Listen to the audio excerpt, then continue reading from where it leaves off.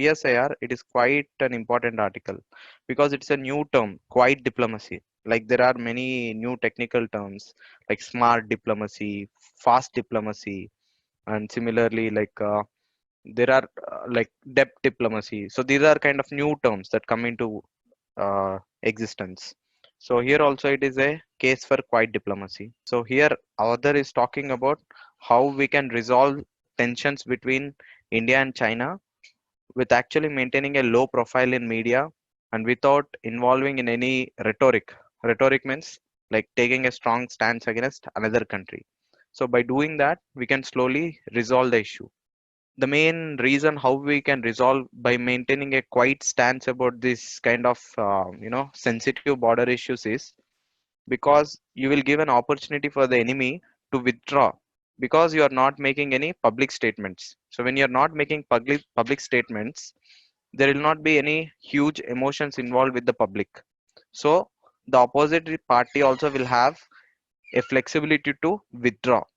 Example, now in this last LAC standoff, if suppose India has said that okay, China is very aggressive, it has pushed all these forces, now India has to also withdraw, also has to put something, or if suppose Modi has commented something negative about China, then it will be very difficult for China to go back to negotiation and withdraw their forces. So that is why we have almost maintained a silence in this matter. So that way we gave opportunity for diplomacy and talks to work.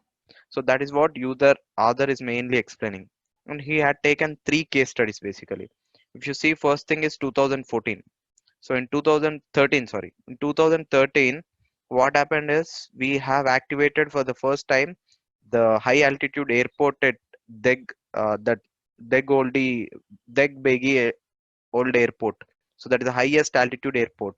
I told you like south of Siachen Glacier, there is an airport. So that we activated in 2013. Immediately after that, there was an issue in Despang. So how India has resolved this? That's what author has explained it. When opposition and public were very sensitive on this issue, how the government has actually from the back end resolved this issue. And then similarly, if you see 2014 also we had an issue. So similarly, we have resolved it. And then in 2017 we had, that is Doklam standoff. That by involving political level leadership, even though it is not that quiet, but still we resolved it.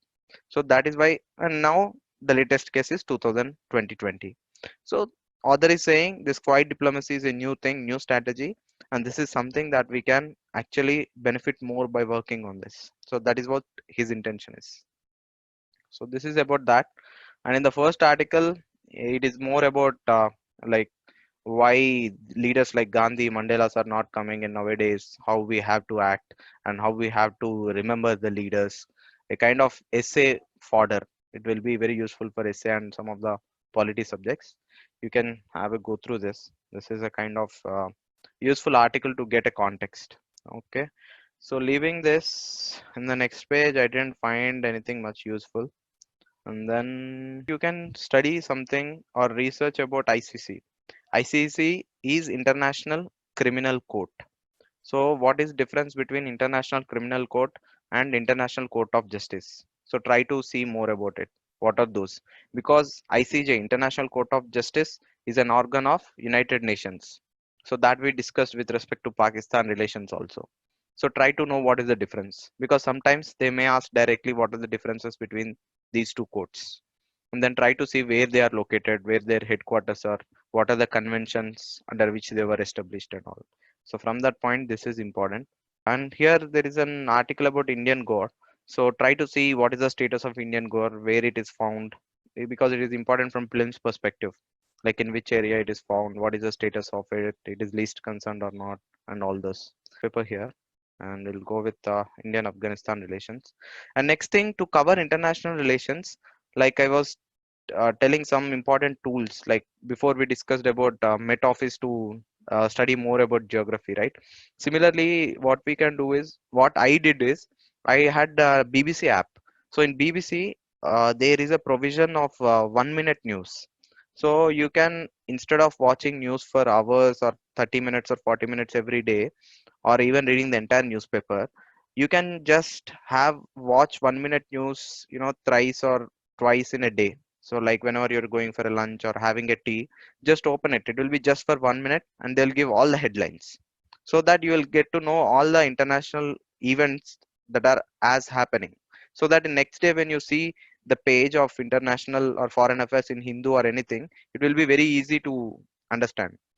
So, with respect to Afghanistan, there is an important future, important, unique future of Afghanistan. And Afghanistan is usually called as graveyard empires. So, graveyard of empires. So, what is this graveyard of empires? So, graveyard, you all know, I guess, that is a place where all the people are buried and they will be remembered. So, Afghanistan is a kind of country where all the empires will find their death place. So that is why any empire so far, any superpower in the entire history of humankind, whichever entered Afghanistan, completely got demolished. So that is the importance. If you see, there are certain examples also. Like for example, it started with Alexander. Alexander started this invasion, right? And we all know that he came up to Indus River, and then after Indus River, while he was returning, he died. And that is specifically because of wars in Afghanistan and this area of Afghanistan and nearby area. Because that much effect it has, because of the terrain, because of the geography, because of the climate, and because of different tribes that live in Afghanistan. So that is first example. Next, you all know British Empire also tried to occupy Afghanistan under British India, and it was not successful.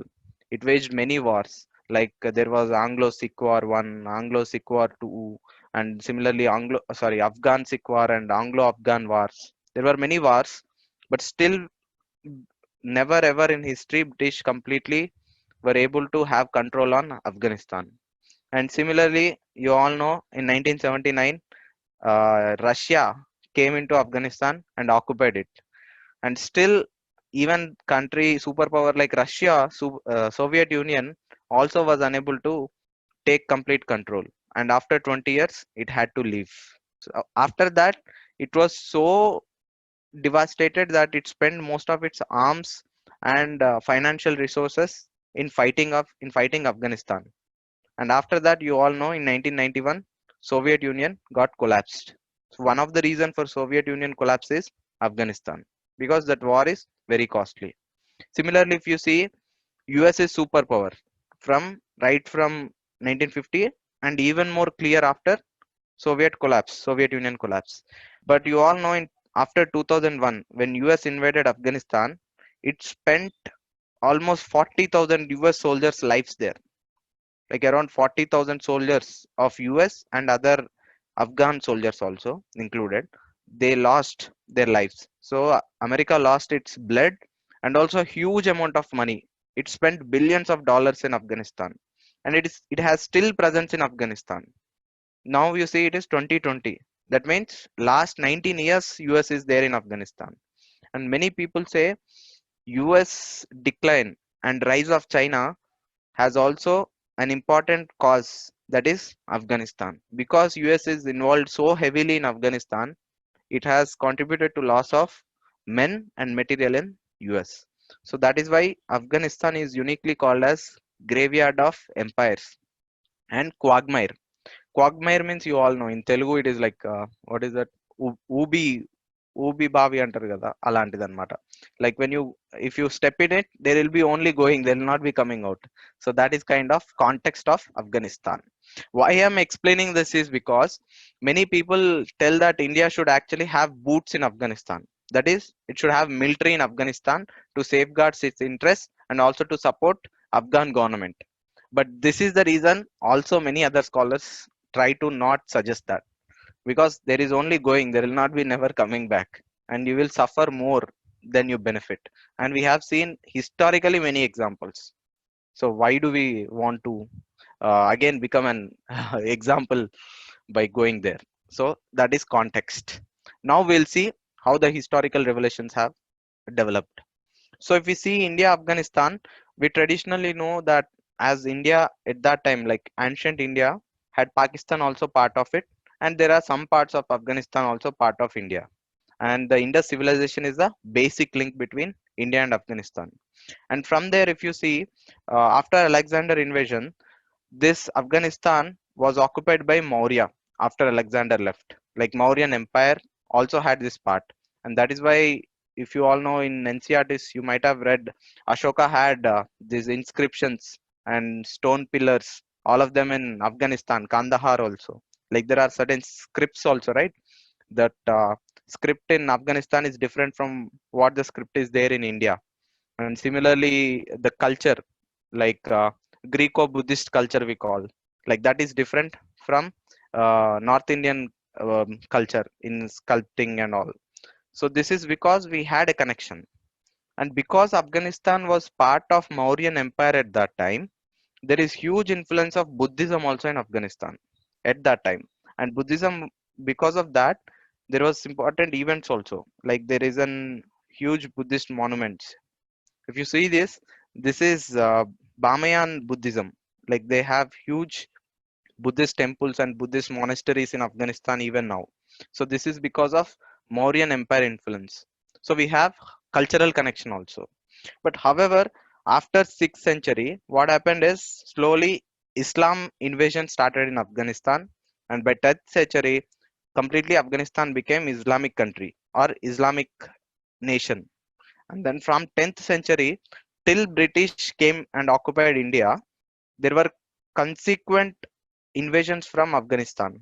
Like you all know, Ghaznavids came to India, and some of the Ghazni rulers have looted Delhi and even up to Gujarat, Somnath temple and all. So like that, Afghanistan has always become a source of invasions for India during medieval time.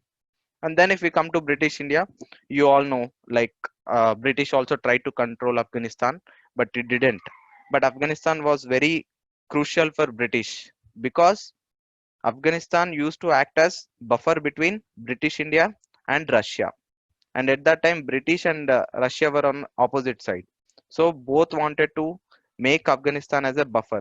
So that is why Afghanistan also played a key role from that time as a strategic aspect. Okay. And then we'll come to modern times. Like after independence 1947, Afghanistan was still under a monarchy, like under a king rule, and that king was Zahir Shah. So it was till 1973. Only in 1973, Afghanistan became a republic.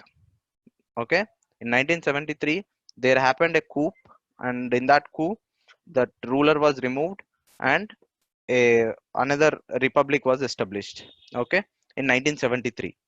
And from there, all the civil war, all this Taliban, everything has root in 1973. Because the king was removed suddenly in a coup, not by all the people, needing it or people expressing it. Because of that, there was a kind of civil unrest that was going on. And finally, by 1978, there was a strong communism developing in Afghanistan. And under influence of Soviet Union, 1978, that republic also was removed and a communist government was formed in 1978. And this has backing of USSR. Okay. And 1979, even when that communist government was formed, there was opposition from other factions. Here you have to understand one important aspect of Afghanistan. See, in Afghanistan, there is no one major ethnic group. There are many ethnic, people that live in Afghanistan. So they don't always agree in ruling or in political disposition. I'll just show you one map clearly so that you will understand how diverse Afghanistan is. So if you see this, this is Afghanistan map, and in the down you can see the names and colors associated, like Pashtun. Pashtun is about 42%. Like Pashtun are mainly on the southern side of Afghanistan and eastern side of Afghanistan, and they're also in part of Pakistan. So they are on either side of Pakistan and Afghanistan border, and these have majority in Afghanistan, like 42%. Right now, even Taliban are also majorly dominated by Pashtun people. Okay, and now on the north, if you see, there are different groups like Tajiks are there, Hazaras are there, Uzbeks are there. Like Tajiks are nothing but from Turkmenistan and Tajikistan. Okay, and Uzbeks are from Uzbekistan, and Hazaras are another minority group. So like this, even six are there. So like this, around 7 and 8 ethnic groups are there. So that is why always there was a conflict whenever a certain kind of government was formed without consultation of other minority groups. So similarly, when even communist government came in 1979, there was opposition. So that is why Soviet Russia intervened militarily and supported that communist government. And here started the problem. And you all know in 1979, apart from Soviet Union interfering in Afghanistan, there is another important event happened just beside Afghanistan. So what is the country that we have beside Afghanistan? That is Iran. On the left side of Afghanistan, it is Iran, if you see here. And in 1979, there is a major revolution that happened in Iran. And after that only, the current Islamic Republic of Iran is present here under Ayatollah Ali Khamenei. So he is the supreme leader. So after this revolution, US had no influence in Iran. Before that, US is the main ally of Iran. So because of this revolution, US lost influence. And now here in Afghanistan, USSR intervened. So US was very afraid of losing this entire region because it already lost Iran. Now if it loses Afghanistan, the only ally Pakistan also will be lost. And similarly, this entire area is already under Russia and India is ally of Russia. So this entire area will be lost. So that is why a fear started in US. Similarly, Pakistan is also fearful of communist government because India has good relations with Soviet Union.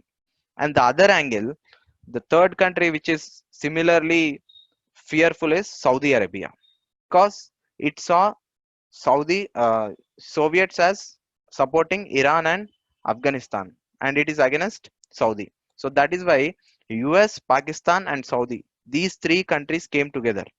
In this, Saudi provided finances, US provided arms, and Pakistan provided religious doctrination and physical camps for training Mujahideen. So these Mujahideen are nothing but these ethnic groups I told, right? Pashtun. So whenever there is a civil war, all these refugees came from Afghanistan to Pakistan side of the border.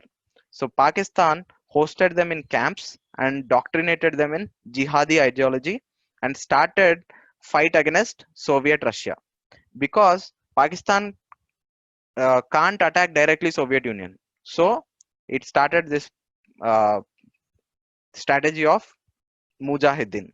And finally, from 1979 to 89, that is for 10 years, this Mujahideen, under support of US, Pakistan, and Saudi, fought Soviet Russia.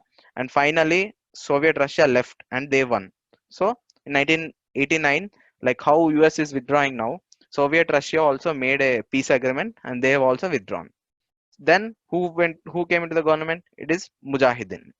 So when Mujahideen came into the government, initially India actually supported because Mujahideen is not just one Taliban or something.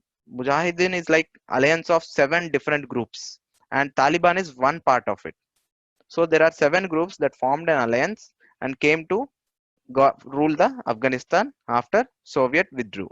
And India recognized that government and also provided a kind of humanitarian assistance. This is during 1989 and 90s. So this was well and good. But this leader who is head of this Mujahideen is Najibullah, and he slowly became independent and was not favoring Pakistan. So Pakistan thought it is dangerous to not have someone who supports Pakistan in Afghanistan.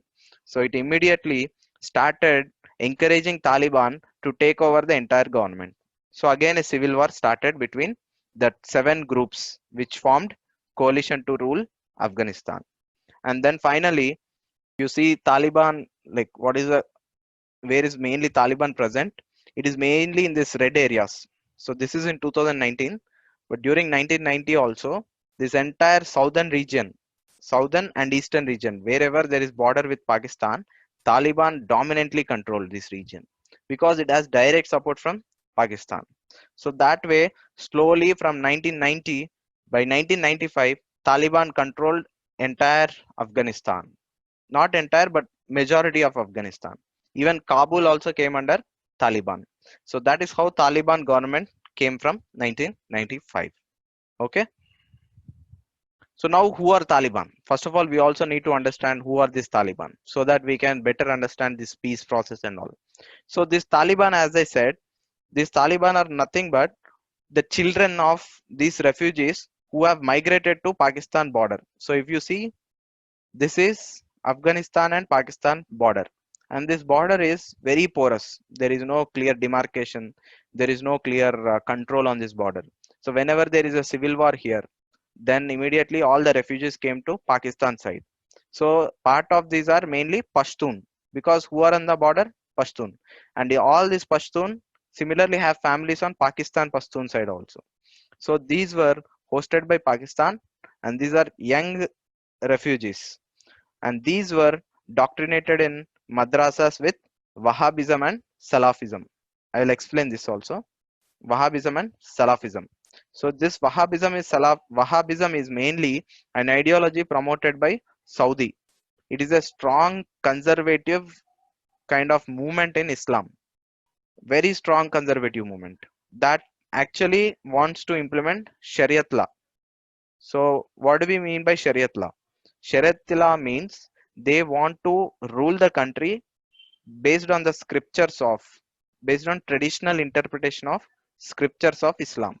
So whatever there is in scriptures of Islam, they will interpret, like if it is there from ancient civilization or from 6th century, those customs will be implemented even in modern times.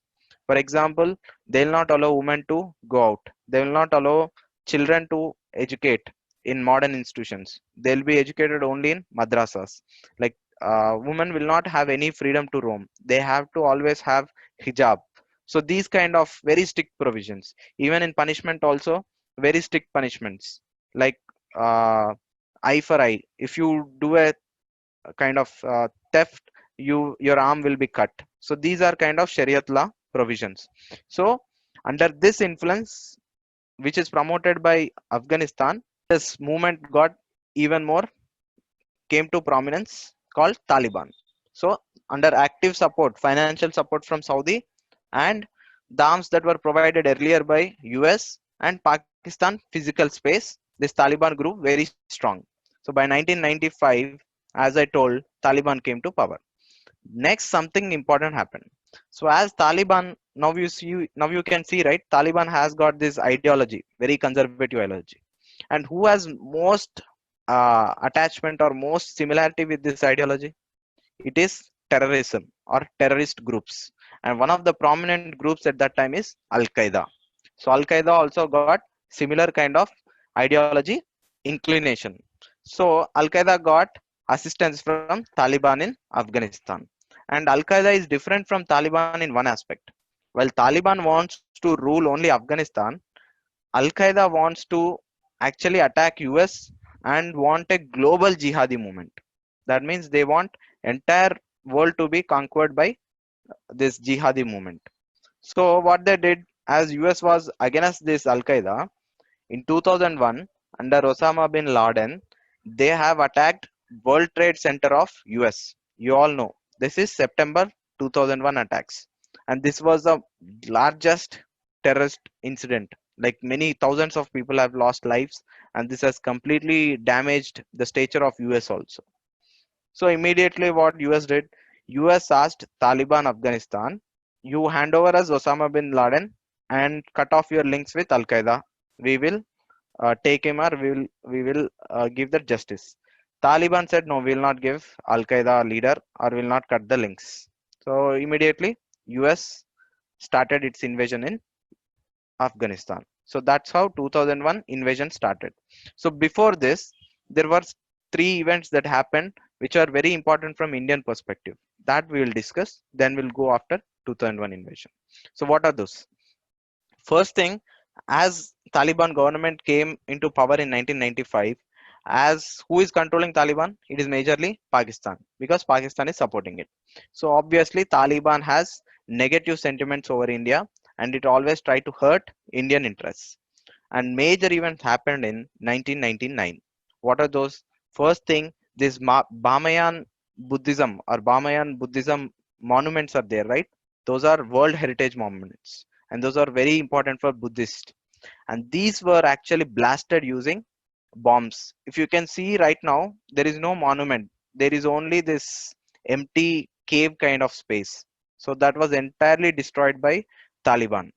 And this enraged India because it has so cultural connection with India and also many other countries also. And it became so extremism that it started attacking even minorities like Hindus and Sikhs and everyone in Afghanistan. So it damaged relations with India. Next thing, in 1999, there was a famous Kandahar hijack that happened. So if you know, that plane which took off from India was hijacked and made to land in Kandahar of Afghanistan. So here they were landed.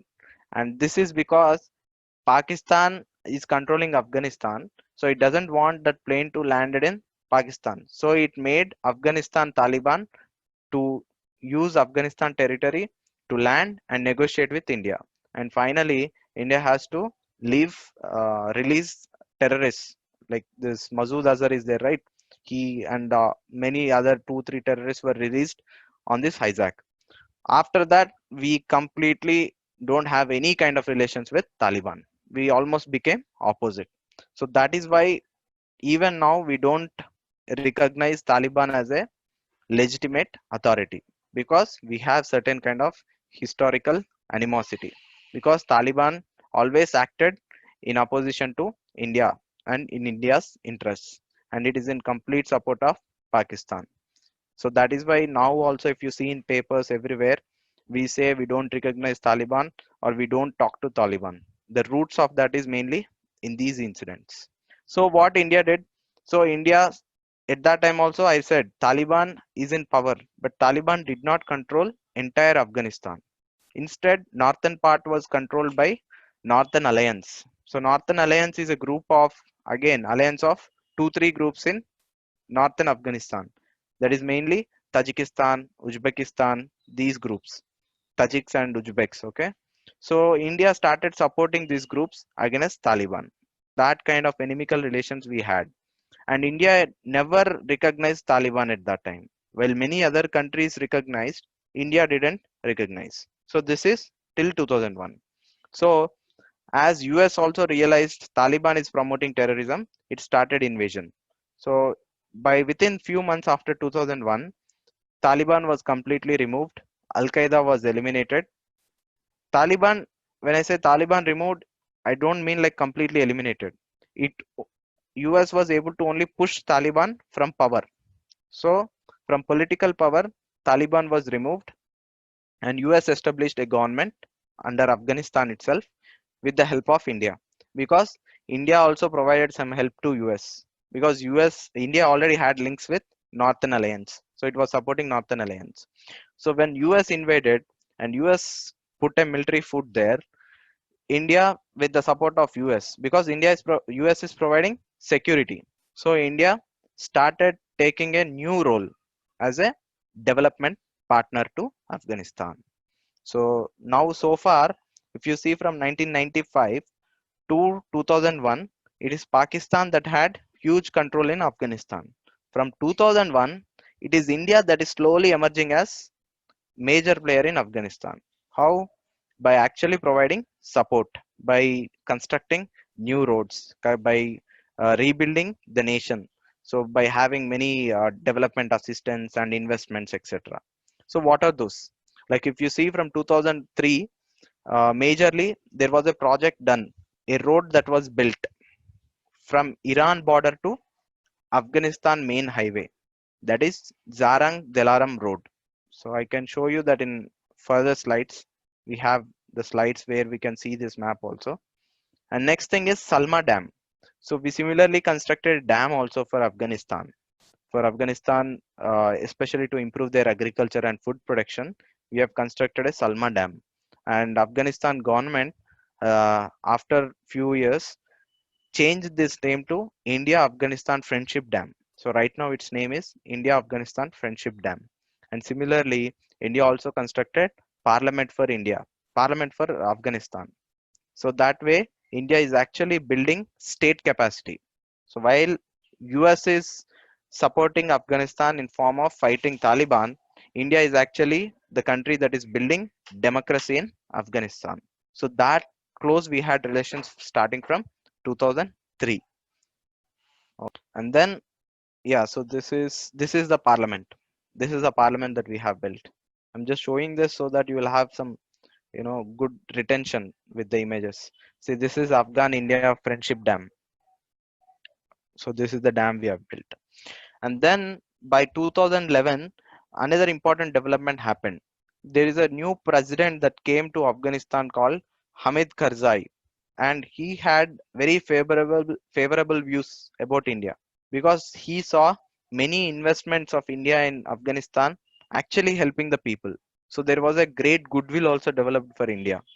So because of that and all, India and at that time Afghanistan President Hamid Karzai came to India on a visit, and for the first time Afghanistan signed an strategic partnership agreement. And the importance of this agreement is that it is first for Afghanistan. It is first for Afghanistan to sign such an agreement with any country. So it was India, it was first for Afghanistan to sign with country like India. India had these kind of agreements with Russia, US, and all, but with Afghanistan, it was the first. So that explains you like how strong the cooperation improved from where we don't have any presence during Taliban to complete strategic partnership by 2011. And in 2014, this Hamid Karzai resigned, or his term was completed. And in 2014, new elections happened in Afghanistan, and it is Ashraf Ghani who came into power. So this Ashraf Ghani initially favored Pakistan over India initially.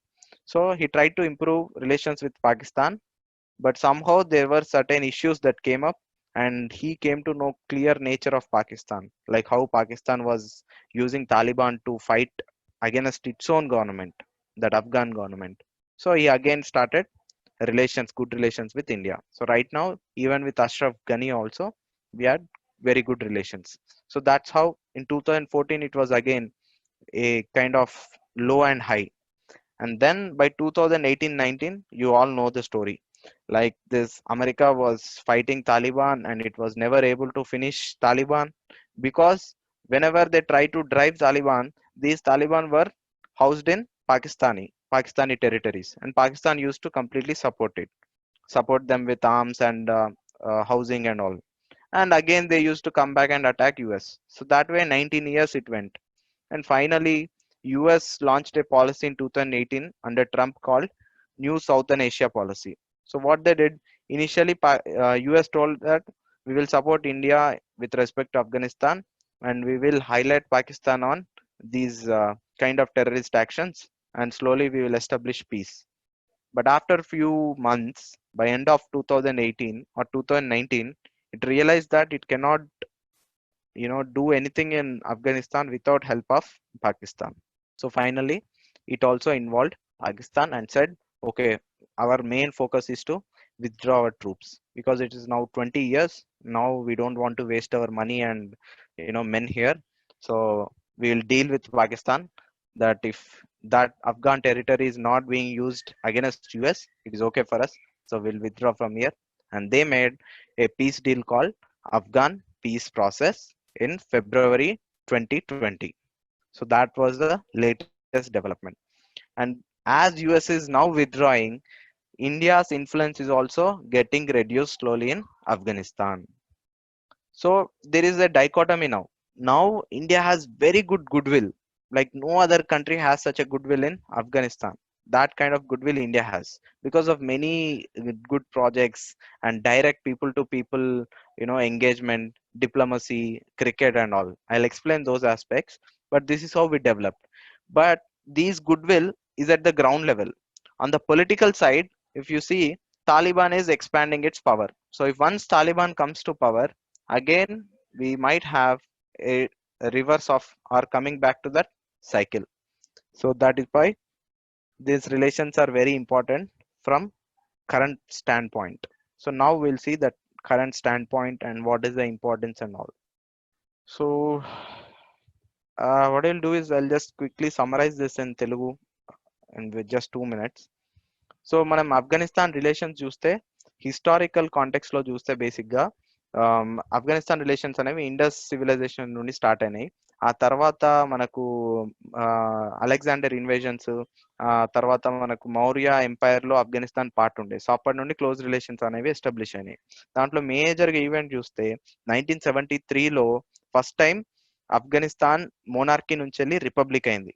అంటే king rule చేస్తున్న పద్ధతి నుండి ఎలక్షన్స్కి వెళ్ళింది, republic వెళ్ళింది. So ఆ republic వెళ్ళిన తర్వాత నుండి సివిల్ వార్ అనేది స్టార్ట్ అయింది ఆఫ్ఘాన్ లో. ఎందుకంటే ఆడ డిఫరెంట్ కంపోజిషన్ ఉంది, అన్ని గ్రూప్స్ ఒప్పుకుంటే తప్ప ఒక గవర్నమెంట్ ఫామ్ అయ్యే పరిస్థితి లేదు.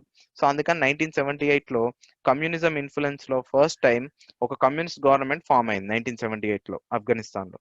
ఈ కమ్యూనిస్ట్ గవర్నమెంట్ కి సోవియట్ యూనియన్ బ్యాకింగ్ ఉండేది. సో 1979లో ఈ కమ్యూనిస్ట్ గవర్నమెంట్ కూడా కొంచెం వీక్ అవుతుంది, లేదా మేజర్ అపోజిషన్ బయట నుండి వస్తుంది అని సోవియట్ యూనియన్ రియలైజ్ అయినప్పుడు మిలిటరీగా ఇన్వాల్వ్ అయింది, అంటే మిలిటరీని పంపించింది ఆఫ్ఘనిస్తాన్ కి.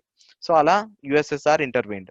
1979 నుండి 1989 దాకా Soviet union almost controlled like how US is controlling Afghanistan now.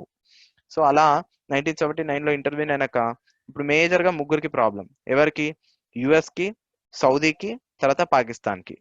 Russia Afghanistan లో ఉండడం. సో అందుకని మూడు రోల్స్ తీసుకున్నాయి. సౌదీ ఫైనాన్స్ సప్లై చేసింది, యుఎస్ ఆర్మ్స్ సప్లై చేసింది, పాకిస్తాన్ ఫిజికల్ గా వాళ్ళకు స్పేస్, తర్వాత వాళ్ళకు హౌసింగ్, ఇల్లు అవి అన్ని ప్రొవైడ్ చేసి, మద్రాసాస్ ప్రొవైడ్ చేసి వాళ్ళని డాక్టరినేట్ చేసి ఒక ముజాహిద్దీన్ అనే ఐడియాలజీ తీసుకొచ్చింది. ఈ ముజాహిద్దీన్ ఏంటంటే అన్ని ట్రైబల్ గ్రూప్స్ ఒక అలయన్స్ లాగా ఫామ్ అయి ఫైట్ చేయడం స్టార్ట్ చేసినాయి గవర్నమెంట్ ని, ఆ తర్వాత సోవియట్ రష్యాని. అండ్ ఫైనల్ గా సోవియట్ రష్యా రియలైజ్ అయింది మనం ఇక్కడ విన్ అవ్వలేమని చెప్పి. So they withdrew by 1989. వాళ్ళు వెళ్ళగానే ఈ ముజాహిద్దీన్ గవర్నమెంట్ ఫామ్ అయింది. ఫామ్ అయినప్పుడు ఇండియా కూడా ఇనిషియల్ గా సపోర్ట్ చేసింది, ఎందుకంటే కంప్లీట్ గా పాకిస్తాన్ కంట్రోల్ చేయలేదు, ఇది పాకిస్తాన్ ఇన్ఫ్లుయెన్స్ ఉంది కానీ సపోర్ట్ చేయలేదు. So India supported Mujahideen. But స్లోగా ఈ ముజాహిద్దీన్ లో ఇంతకుముందు చెప్పినట్టు 7 గ్రూప్స్ కదా, ఈ గ్రూప్స్ ఇంటర్నల్ గా కొట్టుకోవడం స్టార్ట్ అయినాయి.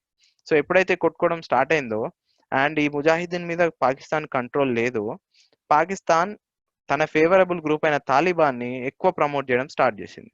సో తాలిబాన్ ఫిజికల్ గా మొత్తం ఏరియాస్ అన్నిటిని కంట్రోల్ తీసుకోవడం స్టార్ట్ చేసింది. And by 1995 Taliban became so powerful and control almost all Afghanistan. So major గా కాబూల్ ని కంట్రోల్ చేసింది. So became Islamic emirate of Afghanistan. ఈ తాలిబాన్ నే ఇస్లామిక్ ఎమిరేట్ ఆఫ్ ఆఫ్ఘనిస్తాన్ అంటారు. సో బై 1995 ఇది అయింది. సో స్లోగా తాలిబాన్ కి ఇండియాకి relations after Taliban came to power natural గా తక్కువయ్యాయి. ఎందుకు అంటే పాకిస్తాన్ ఇన్ఫ్లుయెన్స్ ఉంది కాబట్టి ఎక్కడ ఇండియన్ ఇంట్రెస్ట్ ఉంటే అక్కడ అటాక్ చేయడం స్టార్ట్ చేసింది. దీనికి మెయిన్ ఎగ్జాంపుల్ చూస్తే మనం 1999 కి ఇంకా పీక్ అయిపోయింది. 1999లో ఈ బామయాన్ బుద్ధ స్టాచ్యూస్ ఉన్నాయి కదా, వాటి మీద అటాక్ చేయడము, మైనారిటీస్ మీద అటాక్ చేయడము, ఇండియన్ ఇంట్రెస్ట్ మీద అటాక్ చేయడం స్టార్ట్ అయింది Taliban. And next thing, major incident Kandahar hijack అయింది. సో ఇండియన్ ఏరోప్లేన్ ని హైజాక్ చేసి కాందహార్ లో ల్యాండ్ చేసి తాలిబాన్ సపోర్టెడ్ టెర్రరిస్ట్ ఇండియాతో నెగోషియేట్ చేసి ఆ టెర్రరిస్ట్ లీడర్స్ ని రిలీజ్ చేయించుకున్నారు. సో ఆ తర్వాత ఇంకా కంప్లీట్ గా రిలేషన్స్ కట్ అయిపోయినాయి. అండ్ ఇండియా కూడా తాలిబాన్ కు ఆపోజిట్ గా ఒక నార్త్ లో ఒక గ్రూప్ ఉండే, నార్థన్ అలయన్స్ అని, దానికి సపోర్ట్ చేయడం స్టార్ట్ చేసింది. సో ఇలా ఉండగా 1999లో 2001కి వచ్చేసరికి అల్ ఖైదా కూడా బాగా ఎంకరేజ్మెంట్ దొరికింది తాలిబాన్ నుండి. సో అల్ ఖైదా కూడా తన బేస్ ని ఆఫ్ఘనిస్తాన్ లో పెట్టింది. అండ్ మీ అందరికి తెలుసు 2001లో ఫేమస్ WTO US అటాక్స్ జరిగినాయి September 11.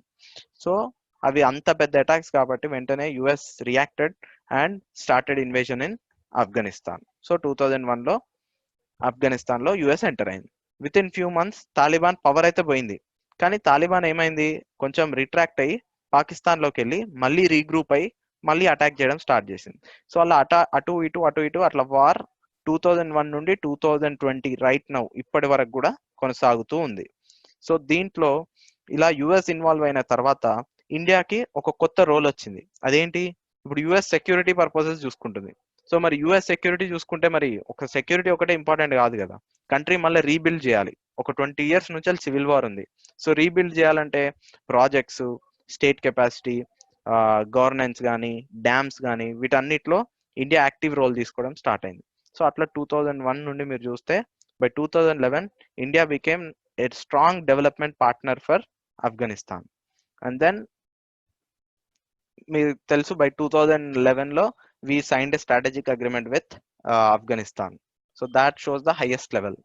And then 2014 lo we had a change of leader in Afghanistan, and there was a small blip, like there was a roller coaster high and low of relations when there was a change in president in Afghanistan. And by 1819 మీ అందరికీ తెలుసు situation ఎలా ఉందో, like US అక్కడ నుండి withdraw అవ్వడం main ప్రయారిటీగా పెట్టుకోవడము, దానివల్ల పాకిస్తాన్కి మేజర్ ఇన్ఫ్లుయెన్స్ రావడము, అండ్ ఇండియా స్లోగా వరీ అవ్వడం స్టార్ట్ అవుతుంది. ఈ కాంటెక్స్ట్ లోనే ఫైనల్ గా ఫిబ్రవరి 2020లో US signed a deal with Taliban, that is US Afghanistan or US Taliban peace deal. So దాని గురించి తర్వాత ఇండియా ప్రాజెక్ట్స్ ఇవన్నీ నెక్స్ట్ స్లైడ్స్ లో will discuss. So now I was telling yesterday, so why India is so concerned about Afghanistan? What is so much interested, for India in Afghanistan? So there are various aspects. So now we will see everything in detail. So like I told yesterday also, security threats. So from security angle, Afghanistan is very important for India. There are two types of security interests. One is direct, second thing is indirect. So in direct, if Taliban is controlling Afghanistan, this Taliban can use its men and its resources, which is right now it is using to fight US. The same resources will be diverted to Jammu and Kashmir. So there they will support ideologically and materially. So that will be a huge security threat for India. So that is direct. Next thing, indirect threat. So imagine if Pakistan is having huge influence in Afghanistan because of Taliban, what it will do? It will automatically hurt all the projects that we have in Afghanistan. Not only that, even from there, it will indirectly push India, like in ocean or in Iran side. And also whenever there were increased tensions in border, it will similarly push or hijack certain planes or do these kind of activities. So there is indirect threat also. And third thing, in indirect only, we have, I told yesterday that there is golden crescent. This golden crescent is drug producing region of Iran, Afghanistan and Pakistan. So in this region there is heroin production. So they will use this under Taliban. Earlier also we saw Taliban supplying drugs directly into India or smuggling through Pakistan. So now Pakistan and Afghanistan Taliban can come and supply this drug trafficking, which will have huge impact on security of India. So that is why security dominates with respect to Afghanistan. And third thing, if you see Afghanistan, if Afghanistan descends into civil war and becomes unstable and there is no central government who is controlling, what will happen? It will create another ISIS in nearby region. So if imagine if there is an ISIS in Afghanistan next to India's neighbor, what will happen in India? So India also will have impact, because in Syria when it has ISIS, we had some of our members going and joining there, and there was impact in Sri Lanka in the form of blasts and all. So there is huge security implication. That is why we want stability and peace, especially in Afghanistan. So this is from security angle. So next thing, after security, next thing is economic interests.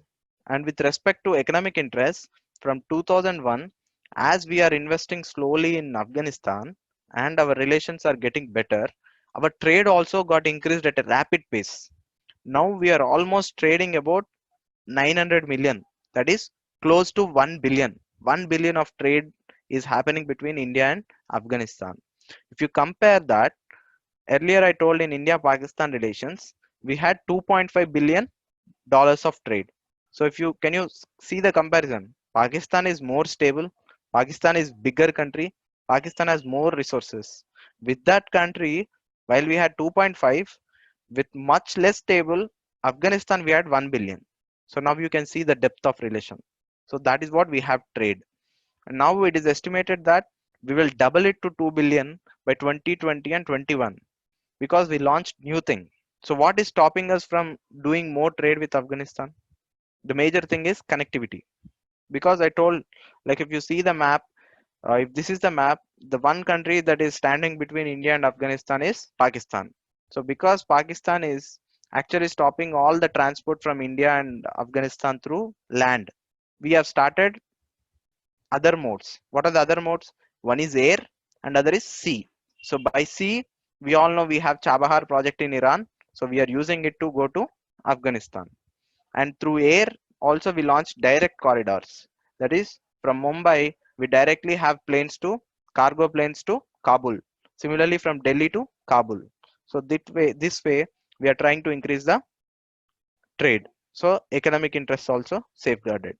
And apart from that, Afghanistan is very rich in natural resources, mineral resources like iron ore, lithium, chromium, and petroleum and natural gas. And this lithium and chromium, you all know these are rare earth metals. These are very important even from electric vehicle technology. So if there is stability or if there is peace in Afghanistan, as we already had very goodwill in Afghanistan and we had investments and we had political connections, our private enterprises can go and invest there and can do mining and all. So that is why this is also important. And you all know already, India has invested 3 billion in Afghanistan. So India has government has directly invested 3 billion in many projects, and the private people and government together have invested 10 billion. So this 10 million is not a small amount. So this is very big investments in Afghanistan. So safeguarding them is also an interest of India. So this is from economic side. So now we have seen security and economic. Now we'll see what are the strategic interests. So strategic interests are even more important. Why? So first thing, we all know Pakistan is acting like Pakistan is treating Afghanistan as a its back end or its own territory because it has control through Taliban. So for example, Pakistan, what it does mainly, instead of, right now what is happening is every country, India is trying together with all the world countries to put pressure on Pakistan to act on this terrorists and terror training camps. So what it is doing right now is it is moving these terror training camps to Afghanistan and training them and launching from there, so that it will deny its involvement in terrorism against India. So this is called strategic depth. One angle of strategic depth is this, that is using Afghanistan as strategy for Pakistan. And next thing, whenever there is conflict with India on border, on conventionally, Pakistan can go back to Afghanistan and launch again attacks on India. So that way it has more width. So this is strategic depth. But if India gains control or influence in Afghanistan, this can be countered. So that is why we have huge strategic interest in Afghanistan. And similarly, if you see the map, we all know we have problem here in India-Pakistan border. And now suppose India also has a close friend like Afghanistan, then automatically Pakistan will be under huge pressure to act against terrorism. So that is again another strategic interest. And third thing, we all know India is trying to gain this regional power status. So to gain that regional power, already we have close ties with Bangladesh, Bhutan, and probably with Nepal and all these countries. Now, if we integrate Afghanistan also into SAARC and have friendly relations, India will establish itself as a strong leader in South Asia. So that way it will have better relations even in world also. So that is another strategic interest. And the fourth thing is, if you see Afghanistan position, Afghanistan is geographically located at very crucial juncture. Like if you see in this map, wait, I'll show you another map here. Yes. So if you see, Afghanistan is at crossroads of, on the north side Central Asia, on the east side South Asia, on the west side it is West Asia. So it is at a major point between West Asia, Central Asia, and South Asia. So if you have presence in Afghanistan, you can have better relations with all these countries. So that is why it is very important from that aspect also. So this is about strategic interests. In strategic interest, one important aspect I want to explain is connectivity. So connectivity is also very important. I told Pakistan is denying us connectivity to West Asia and Central Asia. So we can use Iran and Afghanistan to connect to Central Asia, and from there to Russia and to West Asia. So that way we can improve more better relations with all this western side of India. So that is why strategically it is very important for India to have very stable and friendly Afghanistan. So these are three interests of India. Okay. So now very quickly we will see what are Indian projects, and after this I'll try to explain again the entire summary in Telugu. Okay, don't worry. So I was just trying to note and give you these Indian projects. The main reason behind this is uh, because I'm expecting kind of a question on this. If you all know, like in 2019, Trump made a statement that what India is doing, like when US is sacrificing many soldiers and so much of money in Afghanistan. He said India is after all building only libraries and buildings. It is not doing anything much. He made a statement, and then immediately India replied back with what it has done and what it is doing, because he doesn't know the facts like what India has done. And India has done tremendous development in Afghanistan. And traditionally, developing country like India doing that much in Afghanistan is very rare. For example, to quote, India is the largest regional development provider in Afghanistan. That means in entire region, if you see Afghanistan, China, or Pakistan, Bangladesh, any country, India is the only country that has provided an investment of 3 billion from 2001 to 2020. And even if you see globally also, it is fifth largest investor. That means other four are US, UK, Germany, and Japan. Do you see this? US, UK, Germany, and Japan. After these four, fifth country with highest investment is India. So that is the kind of investment India is doing. And you can see that all these four are rich countries, but India is developing country, but still it is investing there. So that is why Indian investment is very important. So if there is any question like, explain India's investment in India in Afghanistan, or why Afghanistan is so much significant for India, you can use all these points and explain it well. So that is why I've provided different projects. So first thing, our main cooperation or main projects in Afghanistan is in the form of two things: capacity building and institutions building. So this is cooperation, capacity building and institutions building. So in capacity building, what we do is, as Afghanistan doesn't have very good capacity in the form of human resources, we train them and improve their capacities. For example, police forces are there, we will train them. Diplomatic forces are there, we will train them. Defense forces are there, so we'll train them. And similarly, institutions like democracy, parliament, all these are very new for Afghanistan. So we are creating and giving them, and also showing successful examples in India. So this is one kind of cooperation. And second thing is, I told what is the problem with Afghanistan, why it is unable to develop like other countries. The major problem is Afghanistan is landlocked. If you see Afghanistan position, it doesn't have seaport with any country. Okay, that is one problem. Second thing, it has hostile neighbor. That means Pakistan is using Afghanistan for Pakistan interests. So it doesn't want Afghanistan to develop. So that is second thing. Third thing, all the surrounding countries like Iran, Uzbekistan, no other country has good development or major stability. So because of all this, Afghanistan was also unable to develop. That is why, to bypass this, what India is doing, India is providing connectivity. So for the first time, we are linking Afghanistan with Arabian Sea through Chabahar project. So that way, it does not need to depend on Pakistan. So right now, Afghanistan has to import everything from either from Pakistan or from other countries, and majorly from Pakistan. So if we provide another alternative, the dependence of Pakistan will reduce in Afghanistan. So that way it will benefit India. So part of this plan, we are improving connectivities, like we have developed this Chabahar, and also if you see this Zarang and Jalaram, this Delaram highway is from Herat, Delaram, Kandahar, Kabul, and Mazari Sharif. This they called Garland Highway. Okay, so this is a kind of ring road This is a kind of highway for Afghanistan. So we are connecting this highway to Iran from border of this road Zarang to Jalaram. So this is a road that is completely developed by India.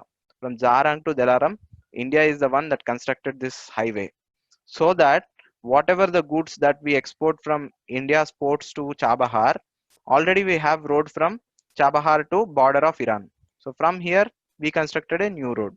So that way we can move the goods directly to Afghanistan. So this way we are improving their connectivity. So that is second thing.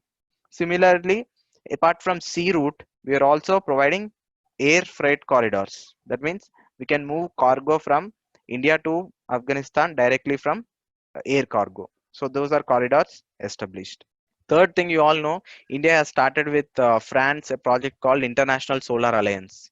So in this Solar Alliance, in Afghanistan is a major receiver of grants.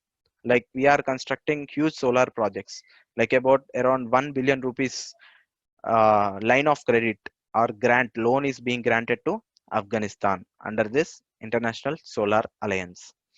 And other thing is, similar to this, right now, if you see, there are 16,000 Afghan students studying in India. So we are giving huge scholarships for them to study in India. So that way we are improving their human resources. Also, if you see the projects that India is developing in Afghanistan, all of them are very low cost and high effective projects. For example, there was a case study I read somewhere in news that we have actually dug a borewell and provided a motor, that's it, okay, to pump the water, and that has generated huge goodwill for India, because the entire village is now dependent on that borewell for drinking water, where earlier they used to fetch that water from far away places. So now that entire village is having very positive view about India. So this is kind of projects that we are doing. Similarly, if you see, in India there is a group called Seva. So that is a self-help group that is training Afghan women in entrepreneurship and employment, like in uh, leather industry, in textile industry, they are training them. So this is kind of projects we are doing with Afghanistan, like people to people projects. That is why we have this huge goodwill with Afghanistan. And then these are all economic and political cooperation or political projects. From security also, for the first time, as I said, in 2011 we signed strategic agreement. After that, for the first time, we have given a direct military platform to Afghanistan. That is, we provided Mi-25 helicopters and Cheetah helicopters to Afghanistan. This is very big for India, because India doesn't provide that kind of direct military support to any other country, and India did it with Afghanistan because of close security cooperation. And slowly we are also using other soft power tools like Bollywood and cricket. Especially cricket is dominating nowadays, and if you see in the recent IPL also, there is a famous bowler from Afghanistan who has like created records, and even Prime Minister Modi actually supported him and praised him. So that is a kind of close connection we had. And now Afghanistan has India as its home ground. There are two stadiums in India which are treated as home grounds for Afghanistan. Because there is war and no other country wants to go to Afghanistan, if Afghanistan wants to play with any country, they can use India as their home ground and play in India. And similarly, India also constructed a stadium in Afghanistan. So there is a close cricket diplomacy also going on in Afghanistan. And last thing, very recently I told, like after Wuhan informal summit between China and India, India and China came up with a new project called 2 plus 1. So in 2 plus 1, two are India and China, and one is Afghanistan. So India and China cooperating in Afghanistan together. So this is a kind of new cooperation we came up. So here we are training diplomats as a first kind of exercise. Like Afghan diplomats will be trained in India under guidance of India and China. Why we are doing it with China? Because we know we can't control directly Pakistan, but China can control Pakistan. So if we do a project with China, Pakistan cannot attack that project because China is also involved. So that way we are protecting our investments and also developing Afghanistan. So that is in interest of India. So that's how we are doing this projects in Afghanistan. So ఇప్పుడు మనం చూస్తే ఇంతకుముందు చెప్పినట్టు మనం historical relation అంతా చూసాం. కానీ ఎందుకు ఇండియా అంత ఇంపార్టెన్స్ ఇస్తుంది ఆఫ్ఘనిస్తాన్ కి? ప్రతి ఆస్పెక్ట్ లో మనం ఫారిన్ పాలసీలో చూసినా, ఇన్వెస్ట్మెంట్ లో చూసినా, ఇప్పుడు ఆఫ్ఘనిస్తాన్ మేజర్ పార్ట్నర్ అన్నమాట. ఎందుకు అని మనం పరిశీలిస్తే మేజర్ గా మనకు ఒక 3 ఇంట్రెస్ట్ ఉన్నాయి. అందులో సెక్యూరిటీ ఇంట్రెస్ట్ ఆర్ డామినేటింగ్. ఈ సెక్యూరిటీ ఇంట్రెస్ట్ ఏంటి అంటే రెండు: డైరెక్ట్, ఇండైరెక్ట్. డైరెక్ట్ లో ఏంటంటే రేపు తాలిబాన్ కనుక పవర్ లోకి వస్తే ఆఫ్ఘనిస్తాన్ లో డైరెక్ట్ ఇంపాక్ట్ వచ్చి ఇండియా మీద పడుతుంది. ఎందుకంటే తాలిబాన్ లో ఉన్న ఆర్మ్స్, అమ్యునిషన్, తర్వాత ఐడియాలజీ ఎక్స్పోర్ట్ చేస్తుంది to Jammu and Kashmir. So that will be huge problem. Second thing, indirect గా ఒకటి డ్రగ్స్. తాలిబాన్ పాకిస్తాన్ కోఆపరేషన్ లో డ్రగ్స్ గోల్డెన్ క్రిసెంట్ అనే ఏరియా చెప్పాను నేను. లైక్ ఇరాన్, పాకిస్తాన్, ఆఫ్ఘనిస్తాన్, ఈ 3 రీజియన్ ని గోల్డెన్ క్రిసెంట్ అంటాం. సో ఇక్కడ డ్రగ్స్ జనరేట్ అవుతాయి. సో ఆ డ్రగ్ ట్రాఫికింగ్ అనేది ఇండియాకి ఎక్కువ జరుగుతుంది. సో అది ఇండైరెక్ట్ గా ఒక థ్రెట్. అండ్ సిమిలర్ గా తాలిబాన్ కనుక ఆఫ్ఘనిస్తాన్కి వచ్చిన, ఆఫ్ఘనిస్తాన్ ఇన్స్టేబుల్ ఉన్నా, Pakistan will have huge influence. So that ఆ ఇన్ఫ్లుయెన్స్ యూజ్ చేసి ఇండియా సెక్యూరిటీ అక్కడ ఏదైతుందో దాని మీద ఎఫెక్ట్ చేస్తుంది. సో అందుకని security is very important for India. So after security, economic interest. Economic interest ఈ మధ్య they are very fastly improving అనమాట. అంటే మన ట్రేడ్ చూస్తే between India and Afghanistan, it has almost doubled and tripled in the last 10 years. Like almost ఇప్పుడు మన bilateral trade close to 1 billion ఉంది. అంటే 900 million ఎగ్జాక్ట్ గా, but it is approximately 1 billion trade. So 1 billion trade is very good, and we are targeting it to double it to 2 billion by 2021. So this is trade potential. ఇంత interest ఉంది. రెండోది, ఇప్పటివరకు ఆఫ్ఘనిస్తాన్ లో ఎవరు సరిగ్గా ఇన్వెస్ట్మెంట్ చేయలేదు. Private investment కానీ ఎఫ్డిఐలు కానీ చేయలేదు, ఎందుకంటే అన్స్టెబిలిటీ ఉంది. కానీ యాక్చువల్ గా Afghanistan is huge mineral resource region అనమాట. లైక్ లిథియం, క్రోమియం ఇవన్నీ ఉన్నాయి. So if it get stable, India has స్టేక్స్ in getting those lithium and use it for projects in India also. So అందుకని అది డెవలప్మెంట్ ఆఫ్ ఆఫ్ఘనిస్తాన్ కి, ఇండియాకి రెండింటికి తోడ్పడుతుంది అది. అండ్ మూడోది, ఇప్పటి వరకు మనం 3 billion ఇన్వెస్ట్ చేసినాం ఆఫ్ఘనిస్తాన్ లో డైరెక్ట్ గా, అండ్ త్రూ ప్రైవేట్ గా అన్ని కలిపి 10 billion ఇన్వెస్ట్ చేసాం. సో వీటిని ప్రొటెక్ట్ చేసుకోవడం కూడా చాలా ఇంపార్టెంట్. సో అందుకని కూడా ఆఫ్ఘనిస్తాన్ ఇండియాకి చాలా ఇంపార్టెంట్. ఈ రెండే కాకుండా స్ట్రాటజిక్ గా కూడా మనకి ఇంట్రెస్ట్ ఉన్నాయి ఆఫ్ఘనిస్తాన్ తో. ఏంటవి? First of all strategic interest ఏంటి అంటే పాకిస్తాన్ ఇన్ఫ్లుయెన్స్ తగ్గించడం ఆఫ్ఘనిస్తాన్ లో. ఎందుకు అంటే ఇప్పుడు పాకిస్తాన్ ఎలోన్ ఒక్కటే ఉంటే ఇండియాకి అంత థ్రెట్ ఉండదు, అంటే థ్రెట్ ని తగ్గియచ్చు. అదే ఆఫ్ఘనిస్తాన్ కూడా పాకిస్తాన్ చేతిలో ఉంటే ఆఫ్ఘనిస్తాన్ యూజ్ చేసుకొని ఇండియా మీద లాంచ్ చేస్తుంది అటాక్స్. సో అందుకని పాకిస్తాన్ థ్రెట్ అనేది చాలా వరకు ఆఫ్ఘనిస్తాన్ నుండి తగ్గియచ్చు ఎప్పుడు ఇండియా ఆఫ్ఘనిస్తాన్ రిలేషన్స్ ఇంప్రూవ్ అయితే. సో అందుకని కూడా ఆఫ్ఘనిస్తాన్ ఇంపార్టెంట్. రెండోది, మనం చూస్తే రీజనల్ పవర్ అవ్వాలి ఇండియా అనుకుంటే, ఆఫ్ఘనిస్తాన్ తో ఇంట్రెస్ట్ డెవలప్ అవుతే, ఆఫ్ఘనిస్తాన్ లో హ్యూజ్ ఇన్ఫ్లుయెన్స్ ఉంటే, గ్లోబల్ గా కూడా మనకు మన పవర్ ఇంకా ఇంక్రీజ్ అవుతుంది. సో అందుకని కూడా Afghanistan important. And third thing, మీరు ఆఫ్ఘనిస్తాన్ లొకేషన్ చూస్తే it is at crucial location. Like it is at cross roads of central Asia, తర్వాత సౌత్ ఏషియా, వెస్ట్ ఏషియాకి మధ్యలో ఉంది. సో మనం ఆఫ్ఘనిస్తాన్ లో కనుక పాజిటివ్ రోల్ ఉంటే ఈ అన్నిటి వాటితో మనం కనెక్ట్ అవ్వచ్చు. సో అందుకని కూడా ఆఫ్ఘనిస్తాన్ ఇస్ వెరీ క్రూషియల్. అందుకని we have implemented various projects కనెక్టివిటీలో. మెయిన్ గా ఏంటి అవి? ఒకటి, రోడ్ కన్స్ట్రక్ట్ చేసాం ఇరాన్ బార్డర్ నుంచి వెళ్ళి ఆఫ్ఘనిస్తాన్ కి. సిమిలర్ గా చాబహార్ డెవలప్ చేస్తున్నాం, international north south transport corridor అన్నాం. సో ఇవన్నీ డెవలప్ చేస్తున్నాం. సో ఆల్రెడీ డెవలప్ చేస్తున్నాం కాబట్టి ఈ స్ట్రాటజిక్ ఇంట్రెస్ట్ వల్ల వాటిని కాపాడుకోవడం ఇంకా ఇంపార్టెంట్. సో అందుకని ఇండియా ఆఫ్ఘనిస్తాన్ రిలేషన్స్ అనేవి important especially. So next thing, Indian projects ఏమున్నాయి ఆఫ్ఘనిస్తాన్ లో? సో మేజర్ గా ఫస్ట్ ఇంతకుముందు చెప్పినట్టు connectivity projects first important. Like ఏంటి? చాబహార్, ఆ రోడ్డు, తర్వాత ఆఫ్ఘన్ పార్లమెంట్, అప్పుడు ఫస్ట్ చూపెట్టినది డ్యామ్, లైక్ సల్మా డ్యామ్ అని చెప్పాను. సో ఇవి మేజర్ ప్రాజెక్ట్స్. బట్ ఇవి కాకుండా కూడా మన ప్రాజెక్ట్స్ ఇంకా చాలా ఉన్నాయి, అంటే ఈ మధ్యలో డెవలపింగ్ లో. అవేంటి అంటే, first thing, air freight corridor అని లాంచ్ చేసాం. అంటే నాట్ ఓన్లీ బై సీ